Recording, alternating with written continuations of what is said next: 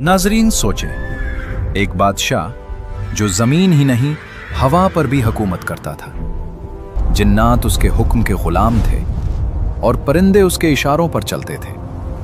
लेकिन इसी अजीम बादशाह की मौत इतनी खामोश, इतनी पुरअसरार थी कि उसके अपने खादिम यानी जिन्नात भी महीनों तक उसकी वफात से बेखबर रहे। ना कोई शोर, ना कोई ऐलान, बस एक लाठी और एक दीमक। और फिर अचानक एक ऐसी हकीकत सामने आई जिसने सबको हिलाकर रख दिया। लिहाजा आपसे गुजारिश है कि वीडियो को आखिर तक जरूर देखिएगा। नाज़रीन कराम, बैतुल मुक़द्दस की वादियों में एक अजीब मंजर बरपा था। फिजा में आम हथौड़ों की आवाज नहीं गूंजती थी, बल्कि यूं महसूस होता था जैसे पहाड़ों को कोई ताकतवर हस्ती अपने हाथों से तराश रही हो।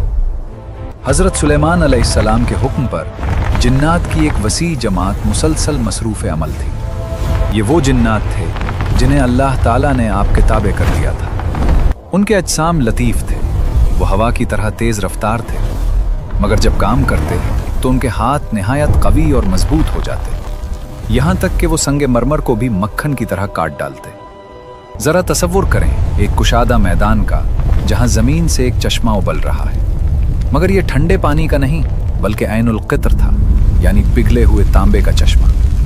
अल्लाह के हुक्म से ये सुर्ख तांबे माए शक्ल में 3 दिन और 3 रात बहता रहा, जैसे कोई पहाड़ी दरिया बह रहा। जिन्नात इस पिघले हुए तांबे को बड़े बड़े बर्तनों में जमा करते और उससे ऐसी चीज़ें तैयार करते जिनका तसव्वुर भी आज की दुनिया के लिए मुश्किल है। वो जिन्नात हज़रत सुलेमान अलैहिस्सलाम के लिए बुलंद व बाला महल्लात, मजबूत किले और शानदार इबादतगाहें तामीर करते थे। कुरान मजीद में आता है कि वो महारीब यानी बुलंद इमारतें और तमासील यानी खूबसूरत नक्शो निगार बनाते थे। यही नहीं बल्कि वो छोटे प्याले नहीं बल्कि जिफानिन कल जवाब यानी तालाब जैसे बड़े बर्तन तैयार करते थे, जिनमें हजारों अफराद एक साथ खाना खा सकते थे। वहाँ ऐसी अजीम देगें मौजूद थीं जो इतनी भारी थीं कि ज़मीन में मुस्तकिल नस्ब कर दी गई थी, क्योंकि कोई इंसानी ताकत उन्हें हिला भी नहीं सकती थी। अब सवाल ये पैदा होता है कि क्या ये जिन्नात अपनी मर्जी से ये सख्त मशक्क़त करते थे? क्या वो सब के सब फरमाबरदार थे? हकीकत ये है कि उनमें से बहुत से सरकश और नाफरमान भी थे, लेकिन अल्लाह ताला ने हज़रत सुलेमान अलैहिस्सलाम को उन पर ऐसा रोब अता किया था कि वो सर उठाने की जुर्रत नहीं कर सकते थे। जब हज़ारों जिन्नात काम में मसरूफ़ होते तो उनके दरमियान एक फ़रिश्ता खड़ा होता जिसके हाथ में आग का ताज़ियाना होता। ये फ़रिश्ता अल्लाह की तरफ से उन पर मुवक्कल था। अगर कोई जिन काम में सुस्ती करता या हुक्म से ज़रा भी इन्हिराफ करता तो वो फ़रिश्ता उस आग के कूड़े से ऐसी ज़रब लगाता कि वो जिन फ़ौरन जलकर खाक हो जाता। इस खौफ और हैबत ने उन सरकश मखलूक़ात को भी एक मुखलिस मजदूर बना दिया था। मगर सवाल अब भी बाकी है कि इस अज़ीमुश्शान सनती निज़ाम का असल मकसद क्या था? क्या ये सब कुछ महज नुमाइश के लिए था? हरगिज़ नहीं। हज़रत सुलेमान अलैहिस्सलाम की सल्तनत का बुनियादी मकसद इंसानियत की खिदमत और अल्लाह के दीन की तरवीज़ था। उनके दस्तरखान पर रोज़ाना हज़ारों इंसान, जिन्नात, परिंदे और जानवर खाना खाते थे। उनकी जुलूस गाहों के सामने चौपायों के लिए वसी मैदान होते जहाँ वो आराम से चर सकते थे। उनका बावर्ची खाना हमेशा लोहे के तन्नूरों की गर्मी से दहकता रहता और बड़ी बड़ी देगों में 20-20 ऊँटों का गोश्त पक्का कर मखलूक खुदा में तकसीम किया जाता था। ये एक ऐसी फलाही रियासत थी जहाँ कोई भी भूखा नहीं सोता था।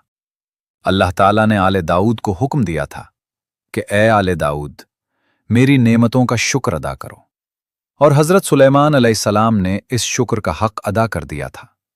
लेकिन इन सब के साथ उन्हें एक ऐसी नेमत भी अता हुई थी जिसने उन्हें तमाम बादशाहों से मुनफरिद बना दिया। वो थी परिंदों की ज़बान का इल्म। एक रोज़ जब हज़रत सुलेमान अलैहिस्सलाम अपनी अजीम बसात पर सवार होकर हवा में सफ़र कर रहे थे तो वो मक्का मुकर्रमा से गुजरे। वहाँ उन्होंने खाना काबा को गोया रोते हुए पाया। जी हाँ, खाना काबा ने उनसे फरियाद की, आखिर ये मुक़द्दस घर क्यों गमगीन था? और हज़रत सुलेमान अलैहिस्सलाम ने उसे देखकर किस अजीम पैगंबर की खुशखबरी दी जो आने वाले ज़माने में उसे बुतों से पाक करने वाले थे। नाज़रीन किराम, एक मर्तबा हज़रत सुलेमान अलैहिस्सलाम अपनी बसात यानी उस अजीमुश्शान तख्त नुमा शहर पर सवार थे जो हवा के दोष पर रवा था।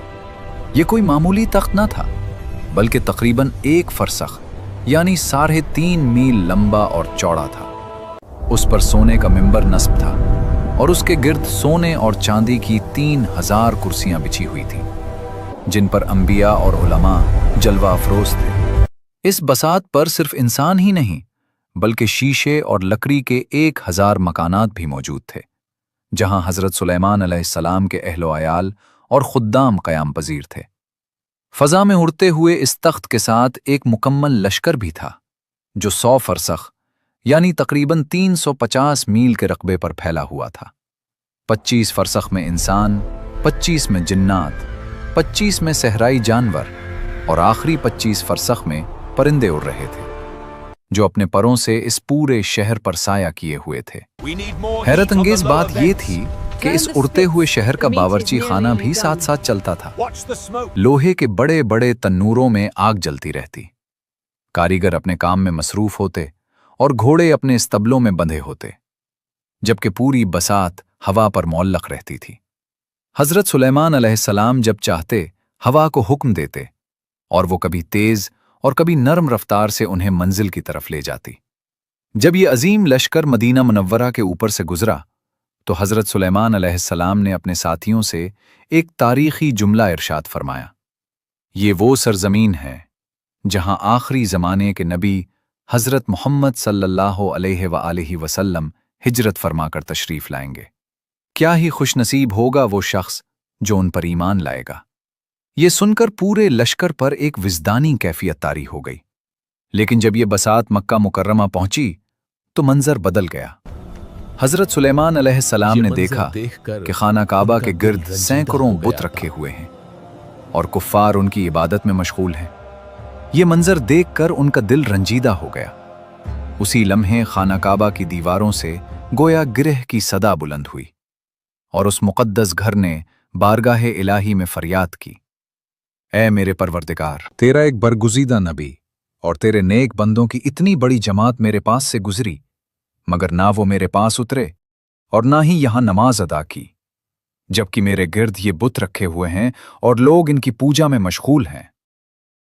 तब अल्लाह ताला ने अपने घर पर वही नाजिल फरमाई और इरशाद फरमाया, ऐ काबा, तू गमगीन ना हो, मैं बहुत जल्द इस सरजमीन को सजदा करने वाली पेशानियों से भर दूंगा। मैं एक अजीम किताब कुरान नाजिल करूंगा और आखिरी ज़माने में एक ऐसे नबी को मबूस करूंगा जो तमाम अंबिया में सबसे अफसल होंगे, यानी हज़रत मोहम्मद सल्लल्लाहु अलैहि वसल्लम।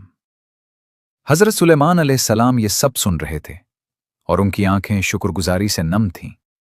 वो समझ गए कि अगरचे आज उनकी बादशाहत बेमिसाल है, मगर असल अजमत उस हस्ती की होगी जिसके कदम इस ज़मीन पर पड़ेंगे।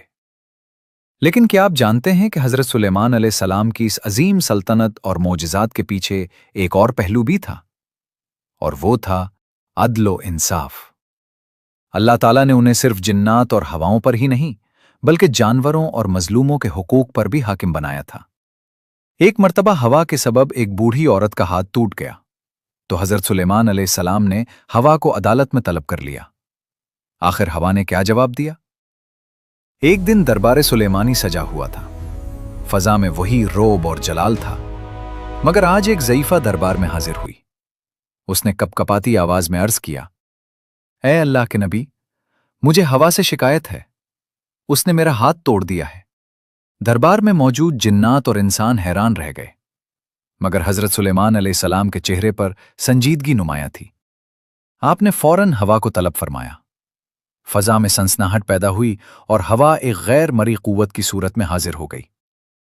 हज़रत सुलेमान अलैहिस्सलाम ने फरमाया, ऐ हवा, तूने इस ज़ईफ़ा को क्यों तकलीफ पहुंचाई? हवा ने अर्ज किया, ऐ अल्लाह के नबी, मेरा इरादा इसे नुकसान पहुंचाना ना था। अल्लाह ताला ने मुझे हुक्म दिया था, समंदर में एक कश्ती गर्क होने वाली है, उसमें मौजूद लोगों को बचाने के लिए मुझे तेजी से पहुंचना था। मैं अपने रब के हुक्म की तामील में जल्दी से रवाना हुई। ये औरत छत पर खड़ी थी और मेरी लपेट में आकर गिर गई, जिससे इसका हाथ टूट गया। मेरा मकसद बुरा ना था, बल्कि मैं तो जानें बचा रही थी। अब ये एक निहायत नाजुक मामला था। एक तरफ सैकड़ों जानों को बचाने का मामला और दूसरी तरफ एक फर्द का नुकसान। حضرت سلیمان علیہ السلام نے اللہ تعالیٰ سے مناجات کی کہ اس میں کیا فیصلہ کیا جائے۔ تب وہی نازل ہوئی کہ اگرچہ ہوا کشتی والوں کو بچانے گئی تھی، مگر اس ضعیفہ کا نقصان بھی ہوا ہے، لہٰذا کشتی والوں پر لازم ہے کہ وہ اس عورت کے ہاتھ کی دیت ادا کریں، کیونکہ میرا عدل کسی پر بھی ظلم برداشت نہیں کرتا۔ یہ وہ عدل تھا جس نے ثابت کیا کہ نظام قدرت کی رفتار میں بھی کسی کمزور کا حق پامال نہیں ہونا چاہیے۔ ناظرین کرام، حضرت سلیمان علیہ السلام کی زندگی کا یہ پہلو جلال اور شان و شوکت سے بھرپور تھا، مگر کیا آپ جانتے ہیں کہ وہ خود کو کیا سمجھتے تھے؟ وہ بادشاہ جس کا نام سن کر بڑے بڑے جابر حکمران کانپ اٹھتے تھے، اس کا دل کس قدر نرم تھا۔ ہر روز صبح جب سورج طلوع ہوتا تو حضرت سلیمان علیہ السلام اپنے دربار سے نکلتے، پہلے امیروں اور رؤساء کے پاس جا کر ان کی خیریت دریافت کرتے، مگر ان کا سفر یہیں ختم نہ ہوتا۔ وہ شہر کے اس حصے کی طرف بڑھتے جہاں مساکین اور غریب لوگ بیٹھے ہوتے، اور دنیا کا یہ عظیم ترین بادشاہ اپنے شاہی لباس کے نیچے ایک موٹا، سادہ اور سخت کپڑا پہنے ہوئے ان کے درمیان بیٹھ جاتا۔ خاموشی کے ساتھ وہ ان غریبوں کے درمیان زمین پر بیٹھ جاتے، ان کے شانہ بشانہ بیٹھ کر فرماتے، ایک محتاج دوسرے محتاج کے پاس بیٹھا ہے۔ ایک مرتبہ ایک عابد نے حضرت سلیمان علیہ السلام کا تخت ہوا میں اڑتے دیکھا تو پکار اٹھا، اے سلیمان، اللہ تعالیٰ نے آپ کو کتنی عظیم بادشاہت عطا فرمائی ہے۔ ہوا نے یہ آواز حضرت سلیمان علیہ السلام کے کانوں تک پہنچا دی۔ آپ اس عابد کے قریب گئے اور ایسا کلام فرمایا جو ہم سب کے لیے سبق ہے۔ آپ نے فرمایا، اے اللہ کے بندے، مومن کے نامہ اعمال میں ایک بار سبحان اللہ کہنا اس پوری بادشاہت سے بہتر ہے جو مجھے عطا کی گئی ہے، کیونکہ یہ بادشاہت ایک دن ختم ہو جائے گی، مگر اس ایک تسبیح کا ثواب ہمیشہ باقی رہے گا۔ یہ سن کر دربار میں موجود جنات بھی غور و فکر میں پڑ گئے۔ جنات کے بارے میں ایک دلچسپ حقیقت یہ ہے کہ اکثر لوگ پوچھتے ہیں کہ جب جنات لطیف مخلوق ہیں، ہوا کی طرح ہوتے ہیں، تو وہ بھاری پتھر کیسے اٹھاتے تھے؟ امام جعفر صادق علیہ السلام نے اس کا راز بیان فرمایا کہ جب اللہ تعالیٰ نے انہیں حضرت سلیمان علیہ السلام کے تابع کیا تو ان کے لطیف اجسام کو کثیف یعنی مادی طور پر مضبوط اور وزنی بنا دیا تاکہ وہ انسانوں کی طرح سخت مشقت والے کام انجام دے سکیں۔ ناظرین کرام، کیا آپ جانتے ہیں کہ حضرت سلیمان علیہ السلام کی وفات کیسے ہوئی؟ کیا واقعی وہ 1 سال تک اپنے عصا کے سہارے کھڑے رہے اور کسی کو معلوم تک نہ ہوا کہ کائنات کا اتنا عظیم بادشاہ دنیا سے رخصت ہو چکا ہے؟ آخر جنات کو ان کی وفات کا کیسے علم ہوا؟ اور وہ کون سا چھوٹا سا کیڑا تھا جس نے جنات کے غرور کو خاک میں ملا دیا؟ حضرت سلیمان علیہ السلام کی زندگی کے آخری ایام ایک ایسے قلعے میں گزر رہے تھے جسے شیاطین نے آپ کے لیے تعمیر کیا تھا۔ یہ کوئی عام عمارت نہ تھی، بلکہ اس میں 1000 کمرے تھے، اور ہر کمرے میں آپ کی ایک زوجہ مقیم تھی۔ اللہ تعالیٰ نے آپ کو 40 مردوں کی قوت عطا فرمائی تھی، اور آپ اتنی بڑی سلطنت اور خاندان کی ذمہ داریوں کے باوجود ایک لمحہ بھی عبادت سے غافل نہ ہوتے تھے۔ قلعے کے باہر کا منظر نہایت عجیب تھا۔ جنات بھاری پتھروں کے بوجھ تلے دبے ہوئے تھے، ان کے جسموں سے پسینہ بہ رہا تھا اور وہ تھکن سے نڈھال تھے۔ ابلیس ان کے پاس آتا اور کہتا، تمہارا کیا حال ہے؟ وہ جواب دیتے، ہماری طاقت ختم ہو چکی ہے، ہم ہلاک ہونے والے ہیں۔ ابلیس نے انہیں بہکانے کی کوشش کی، مگر ہوا نے یہ تمام گفتگو حضرت سلیمان علیہ السلام تک پہنچا دی۔ آپ نے حکم دیا کہ یہ جنات اب رات دن کام کریں گے، اور جتنے پتھر لائیں گے اتنی ہی مٹی واپس لے جائیں گے۔ جنات کی زندگی انتہائی دشوار ہو گئی، مگر وہ آپ کے سامنے سر اٹھانے کی جرت نہ رکھتے تھے۔ یہاں یہ بات قابل ذکر ہے کہ علماء فرماتے ہیں کہ لوگوں کو بلا وجہ تکلیف دینا مناسب نہیں، خواہ وہ بدکار ہی کیوں نہ ہوں۔ حضرت سلیمان علیہ السلام کا جنات کے ساتھ یہ معاملہ شاید ان کی سرکشی اور نافرمانی کی وجہ سے تھا، ورنہ فرما برداروں پر بلا وجہ جبر و تشدد کرنا کسی نبی کی شان کے مطابق نہیں۔ اصل حقیقت اللہ ہی بہتر جانتا ہے۔ اسی دوران حضرت سلیمان علیہ السلام کی وفات کا وقت قریب آ پہنچا۔ آپ اپنے شیشے کے محل میں داخل ہوئے، جہاں سے آپ باہر کام کرتے ہوئے جنات کو دیکھ سکتے تھے۔ آپ نے اپنا عصا لیا، اس کے سہارے کھڑے ہوئے اور اللہ کی عبادت میں مشغول ہو گئے۔ اسی حالت میں ملک الموت تشریف لائے اور آپ کی روح قبض کر لی، مگر اللہ کی حکمت دیکھیے، کہ آپ گرے نہیں بلکہ اپنے عصا کے سہارے کھڑے رہے۔ یہاں سے تاریخ کا وہ حیرت انگیز باب شروع ہوتا ہے جس کی مثال نہیں ملتی۔ ایک دن گزرا، پھر ایک ہفتہ، پھر مہینے بیت گئے، اور حضرت سلیمان علیہ السلام اسی طرح خاموش کھڑے رہے۔ ساکت اور پررعب انداز میں وہ کھڑے رہے۔ باہر کام کرنے والے جنات جب اوپر نظر اٹھاتے تو حضرت سلیمان علیہ السلام کو اسی طرح استادہ دیکھتے۔ وہ یہی سمجھتے کہ بادشاہ انہیں دیکھ رہا ہے۔ اسی خوف سے وہ اور زیادہ تیزی سے کام میں جٹ جاتے۔ وہ جنات جو دعویٰ کرتے تھے کہ وہ غیب جانتے ہیں، زمین و آسمان کی خبریں رکھتے ہیں، وہ اپنے سامنے کھڑی ایک لاش کو بھی نہ پہچان سکے۔ یہ اللہ کی طرف سے ان کے لیے ایک بڑی ذلت تھی، تاکہ انسانوں پر واضح ہو جائے کہ جنات کو غیب کا کوئی علم نہیں ہوتا۔ مگر اس طویل خاموشی کو کس نے توڑا؟ نہ کسی جن نے، نہ کسی انسان نے، اور نہ ہی کسی طاقتور فرشتے نے، بلکہ اللہ تعالیٰ نے ایک معمولی سے کیڑے، دیمک کو حکم دیا کہ وہ حضرت سلیمان علیہ السلام کے عصا کو نیچے سے کھانا شروع کرے۔ وہ چھوٹا سا کیڑا آہستہ آہستہ اس لکڑی کو اندر سے کھوکھلا کرتا رہا۔ کسی کو خبر نہ ہوئی کہ کائنات کے عظیم بادشاہ کے سہارے کو ایک حقیر سا کیڑا ختم کر رہا ہے۔ بالآخر وہ لمحہ آ پہنچا جب وہ عصا اندر سے مکمل طور پر کمزور ہو چکا تھا۔ 1 سال گزر چکا تھا۔ جیسے ہی دیمک نے آخری ریشہ کاٹا، وہ عصا ٹوٹ گیا اور حضرت سلیمان علیہ السلام کا جسد مبارک زمین پر آ گرا۔ بادشاہ کے گرتے ہی پورے قلعے میں کھلبلی مچ گئی۔ جنات کام چھوڑ کر ادھر ادھر بھاگنے لگے اور انسان حیرت میں ڈوب گئے۔ جب قریب جا کر دیکھا گیا تو معلوم ہوا کہ حضرت سلیمان علیہ السلام تو 1 سال پہلے ہی وفات پا چکے تھے۔ اس وقت جنات کو اپنی نادانی کا احساس ہوا کہ اگر وہ واقعی غیب جانتے ہوتے تو 1 سال کی اس ذلت اور مشقت سے بچ جاتے۔ حضرت سلیمان علیہ السلام کی وفات کے بعد ان کے وزیر آصف بن برخیہ نے ان کی وصیت کے مطابق ذمہ داریاں سنبھالیں، مگر وہ عظیم سلطنت جو حضرت سلیمان علیہ السلام کے ساتھ قائم تھی، آہستہ آہستہ بکھرنے لگی۔ حضرت سلیمان علیہ السلام تو دنیا سے رخصت ہو گئے، مگر ان کی وہ انگوٹھی، وہ تخت اور وہ جنات جو سمندروں میں قید تھے، ان کا کیا ہوا؟ کیا آپ جانتے ہیں کہ ان کی وفات کے بعد بنی اسرائیل پر ایک ایسا ظالم بادشاہ مسلط ہوا جس نے ان کی عبادت گاہوں کو تباہ کر دیا اور انہیں بدترین غلامی میں دھکیل دیا؟ اس بادشاہ کا نام تھا بخت نصر۔ آخر اس نے بنی اسرائیل کے ساتھ کیا سلوک کیا؟ اور آصف بن برخیہ کیوں لوگوں کی نظروں سے اوجھل ہو گئے؟ حضرت سلیمان علیہ السلام کے جسد مبارک کے گرتے ہی گویا کائنات کا توازن بدل گیا۔ جنات کا وہ گروہ جو 1 سال تک دھوکے میں کام کرتا رہا، اب غصے اور انتقام کی آگ میں جل رہا تھا۔ وہ شیاطین جنہیں حضرت سلیمان علیہ السلام نے سمندروں اور چٹانوں میں قید کر رکھا تھا، ان کی چیخیں اب بھی موجوں کے نیچے سنائی دیتی تھیں۔ حضرت سلیمان علیہ السلام نے اپنی وفات سے قبل اللہ کے حکم سے آصف بن برخیہ کو اپنا وصی اور جانشین مقرر کیا تھا۔ وہی آصف جن کے پاس علم الکتاب تھا، وہی جنہوں نے ایک پلک جھپکنے میں ملکہ بلقیس کا تخت یمن سے بیت المقدس پہنچا دیا تھا۔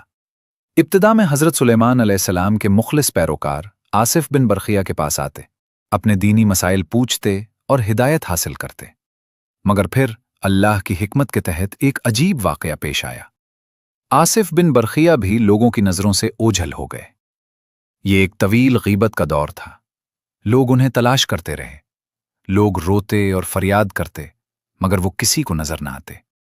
ایک طویل عرصے کے بعد وہ دوبارہ ظاہر ہوئے، لوگوں کے دلوں کو ایمان کی روشنی سے منور کیا اور پھر ہمیشہ کے لیے رخصت ہو گئے، یہ کہتے ہوئے کہ اب ہماری ملاقات قیامت کے دن صراط کے قریب ہوگی۔ ناظرین کرام، جیسے ہی آصف بن برخیہ نظروں سے اوجھل ہوئے اور بنی اسرائیل اللہ کے احکامات سے دور ہوئے، ان پر وہ وقت آیا جس کا تصور بھی روح کو لرزا دیتا ہے۔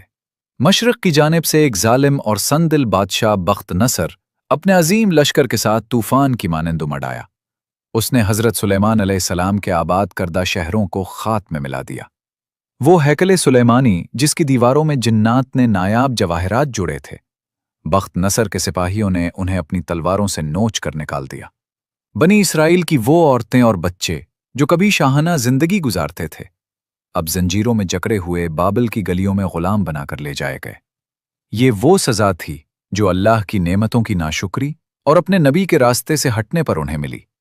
وہ عظیم صنعتیں، وہ پگھلے تانبے کے چشمے اور وہ دیگیں جنہیں کوئی ہلا نہ سکتا تھا، سب تاریخ کی دھول میں دفن ہو گئے۔